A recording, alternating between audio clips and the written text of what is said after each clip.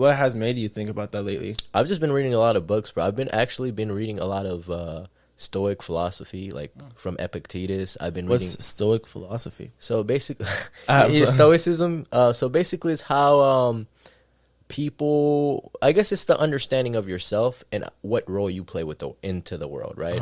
It's basically how you carry yourself, and the realization of you are in the world, but you're not of the world, right? Yep. A lot of things you're attached Makes to. sense. Yeah. It doesn't matter. Like, It's like this saying is like your thoughts are not yours, but they're there. yeah, your thoughts are not yours, but they're there. And even still, your thoughts shouldn't be allowed to dictate every like action you take. You know, like those things should be separate. And if anything, if your thoughts are to dictate your action, there's no point. I guess a good thing I would say is this thing hit me hard, bro. The thing I want to say is like the biggest lesson I learned, or at least my favorite lesson I learned reading Stoic philosophy, is a lot of people aren't actually scared of doing things, right? Let's say you have a girl and you go talk to her, man.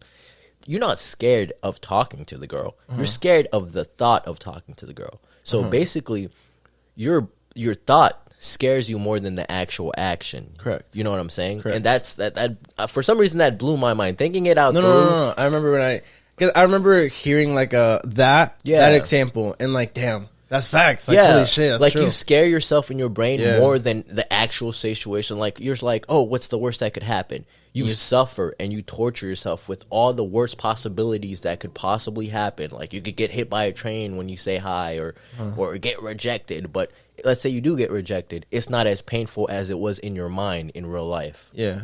So you literally, half of the things that people worry about is self-perpetuated, right? They scare themselves. They don't actually have to worry about it. Yeah. And that's my favorite lesson I've learned in philosophy. Like, it's just, you scare yourself more than anything else would in the world. It's just the idea of it. It's just like, again, another Andrew Tate says, right? And this is, I guess, loosely related. He says, if you're afraid of ghosts, you're laying down and you hear like a scratch on your window, you're going to think, oh my God, there's a ghost. You're going to be up all night, you can't sleep. But if you don't believe in ghosts, you're just going to be like, oh, it's a tree. And then you go back to sleep, sound asleep. So the thought of the ghost existing keeps you up all night scared. There's no ghost. It's literally the tree branch, but you don't know that. It's just your head. You're just like, oh my God, there's a ghost. I'm going to. And you're just like up all night pacing. It's like, what if I fall? What if he takes me? What book is that? It sounds really interesting. I mean, it's just. You sold it to me.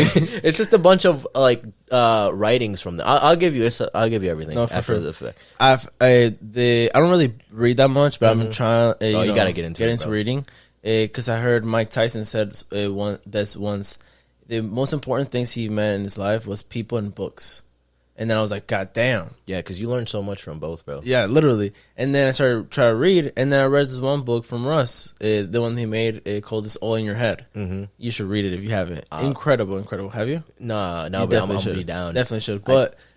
It basically tells you like it's what you just said, like it's all in your head. Like the fear that you have is created by you. Exactly. You know what I mean? So like it's like one thing for your whole body to be in shock. Like if you get in a car accident, you get in shock.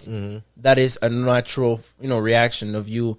I guess fear or just like a natural reaction. But like you sitting down and thinking, like you said, going up to a girl or I don't know, asking someone for an autograph or asking someone for something, that fear that you create in your head and inside you is just by you. Yeah, exactly. That's big. Yeah. Exactly. I feel like once you can tell the difference from that voice and then your actual intention, that's whenever you start living. Exactly, bro. And I could say I've started to see progress because of how I carry myself. Like, I don't talk much nowadays. I'm more keen to listening and taking around my surroundings. I'm super aware now. But I don't talk as much. And a lot of things that would make me mad, like let's say I'm driving and somebody cuts me off. I think, I sit back and think, like, somebody cuts me off or something. I'm just like, and this is my favorite question to ask every time, like, I feel some sort of way. Why do I feel this? That's really fucking good, bro. You're really self-aware. Yeah, it's like, why do I definitely say the same way too, because like I literally, bro, I'm in the car, same exact thing, and I kind of studied my anger. You know what I mean? Exactly. I'm just like sitting there, like, why the fuck am I feeling this way? Exactly. Like, wait a second, you know what I mean? Wait a minute. Yeah. What did I just say But yeah, same thing with like, I don't know, whenever I'm like, my mom says throw the trash away, and I'm like, no, or I don't know, some shit like that. Yeah. I'm like, why do I feel like this when I shouldn't? You know, in Exactly. a way, or like it's just like it's too little to even care. Yeah, and you dive in and you're just like, what made me feel this way? And then you start analyzing. It's like, okay, so I'm basically mad for no reason. I'm mad because I want to be mad. Yeah, that's really you it. create your own anger. Exactly, and that's same thing, bro. Damn, bro, same thing. Yeah, you create your own thing. Exactly. So that is that philosophy, or what's it called?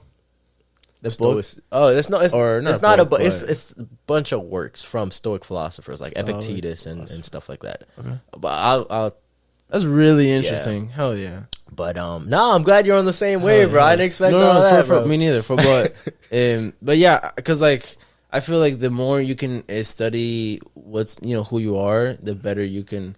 Really, for me, it's just to make music, bro. Because I'm just trying. I don't know. My biggest thing in life is just make music, and I'm just trying to do everything that I can to make the best music that I can. So like, I learned in my life that if I figure out who I am, I want to figure out the music that I truly want to make, and that's where I'm not gonna say I'm like in the middle of that, but I'm still in the process of like figuring out who I am and figuring out the music that I want to make. But yeah. Yeah, no, dude. Honestly, I think, and this is for everybody. This is not just for people who are entrepreneur or music people. Thanks. Like the best thing you could do if you want your financials to be up, if you want your like life to just be better and overall tranquil, bro. I'm just like the happiest I've been in my entire 22 years because I'm not worried about anything. Honestly, like something bad happens, I'm just like, oh, okay. Well, it's supposed to. It's now. Yeah, I heard. You know who Jocko is? Nah. He's a podcaster as well that was like a Navy SEAL, etc. He said if something bad happens to you, good, exactly. You growing from it, bro. Exactly. And that's a lot of the Stoic philosophy thing. Anything bad is not bad. It's just you're weak in this moment, so you have to overcome it to get better. You know what I'm saying? Good shit. Good fucking shit. I also heard that. Well, I mean, not heard, but whenever I'm driving to work, I think about this shit a lot because it's like a 20-minute drive back. And every single time I'm like making a beat or I'm just like editing the best music video that I've ever had, and I'm just like, it's that time I gotta go to work, and I'm just like in my car, I'm just like, fuck, bro, I really don't want to go to work, and I start just thinking about I don't know, just shit and this. Yep. And then I'm like thinking, and then that's when the car cuts me off, and I'm like, why am I mad? And then I just go into a whole pyramid of all these thoughts. Nah, dude, that's perfect. And I feel like the more you indulge in that thought, the more you like actually start seeing things and how life works. You become more perspicacious. Yeah, self-aware. Exactly. Big too. Exactly. I feel like that's us being self-aware. And that's good. I mean? The more awareness you have, and especially with today's media and stuff, all the TikTok, bro, like that's you're literally, they're sucking your brain energy away. Yeah, like, bro. Do you have TikTok? Yeah, I do, but it's for marketing purpose. I do not open it unless I'm going to post. Like, I was off of Instagram for, like, the longest. I deleted my Snapchat, which is kind of sad. Cause I'm in the line of doing that because, like, I still got friends in there. No, that's exactly high school and shit. What sucks because that's my whole contact list. Yeah, me too. Yeah. Even, like, my phone number. I mean, not even my phone number because, like, you always get a new phone every year, basically. Yeah. Snapchat is my contact. And... but the good thing is I can log in back whenever. Okay. So that's good. Oh, that's cool. It's good for that. Yeah. But, now strictly like Instagram stuff, I really only open it to post or network. Because I do be messaging people on there. To be like, hey, you trying to do something or find new talent. Like, I'm there to work. You know what I mean? Yeah.